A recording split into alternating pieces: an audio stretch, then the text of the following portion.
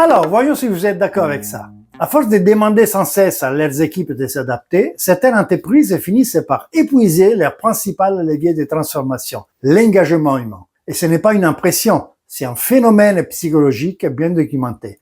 La fatigue du changement. Bonjour, je suis Paolo Andreassi, je suis sociologue, mais appliqué. Mon travail, vous montrer ce qui grippe vraiment dans les entreprises, même quand tout semble bien en surface. Chaque mardi, une nouvelle vidéo pour décoder les dynamiques invisibles et mieux manager dans la vraie vie. La fatigue du changement, ce n'est pas juste un petit ras-le-bol passager. C'est un état d'usure psychologique lié à des transitions répétées, parfois mal synchronisées ou incohérentes. Les collaborateurs semblent s'adapter, mais derrière la façade, désengagements discrets, perte d'initiative et routines défensives. Pourquoi? Parce que plus on leur demande de s'ajuster, plus leur capacité d'adaptation s'érode. Comme un muscle trop sollicité sans phase de récupération, l'agilité mentale finit par s'affaiblir. On parle ici d'un phénomène où, à force d'être exposés à des changements fréquents, les individus finissent par s'y habituer sans en tirer les bénéfices psychologiques attendus. Ils ne se réjouissent plus des nouveautés, mais les subissent. Résultat, ils font le job, mais l'élan collectif disparaît peu à peu. Beaucoup de managers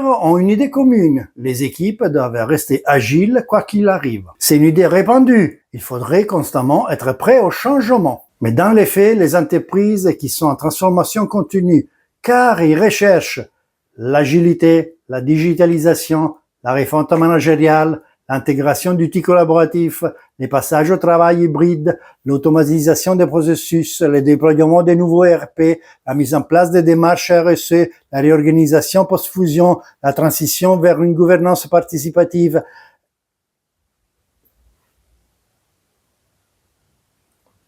l'introduction de l'intelligence artificielle dans les processus métiers, la transformation culturelle d'entreprise, l'adoption des méthodologies agiles à l'échelle, le déploiement de la marque employeur, la centralisation, l'externalisation des fonctions support, et cette liste est loin d'être exhaustive, exposent leurs équipes à un trop-plein émotionnel et cognitif. On constate alors des adhésions de plus en plus lentes, des managers de proximité qui saturent, du cynisme latent, encore une nouvelle méthode, et un basculement vers un pilotage défensif. On ne cherche plus à réussir les changements, on cherche à limiter la casse. Peut-être faut-il aussi envisager que le désengagement croissant des salariés ne provient pas tant d'un déficit de confiance ou du leadership, mais plutôt de l'incessante continuité des transformations, conçues sans respiration, lancées sans cohérence, déployé sans pause et vécu sans accompagnement. Pour éviter cette spirale d'épuisement, il faut construire une stratégie plus durable. 3 leviers concrets. Créer une phase de consolidation, éviter d'enchaîner les projets sans pause. Prendre le temps de mesurer concrètement leurs impacts, d'organiser systématiquement des retours d'expérience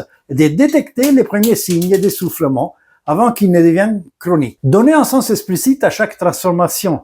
L'essence, c'est du carburant psychologique. Il faut relier chaque initiative à la mission globale, adapter les discours managériels aux enjeux terrain et raconter une histoire cohérente dès la transformation. Outiller les managers comme capteurs des signaux faibles. Ils doivent être formés à l'écoute, à la reconnaissance émotionnelle et disposer d'espaces de parole. La fatigue ne se mesure pas avec des KPI. Elle s'entend dans les silences, les soupirs, les replis. À ce stade, vous avez compris. Les vrais risques, ce n'est pas les changements. Ce sont les accumulations non maîtrisées. Et vous, avez-vous déjà senti vos équipes fatiguées, sans oser mettre des mots dessus? Retenez ceci. La transformation n'est pas une course contre la montre. C'est une course de fond. Pour que vos équipes restent engagées, créez des respirations entre les changements. Donnez du sens à chaque étape et formez vos managers à écouter ce qui ne se dit pas et à décoder ce qui, dans les comportements ou le silence, échappe aux grilles de lecture habituelles. Ici, on ne vous donne pas des solutions toutes faites. On vous aide à mieux voir pour mieux décider. Si ces regards vous parlent, abonnez-vous. Et continuez à explorer la zone grise du management avec moi. À mardi prochain.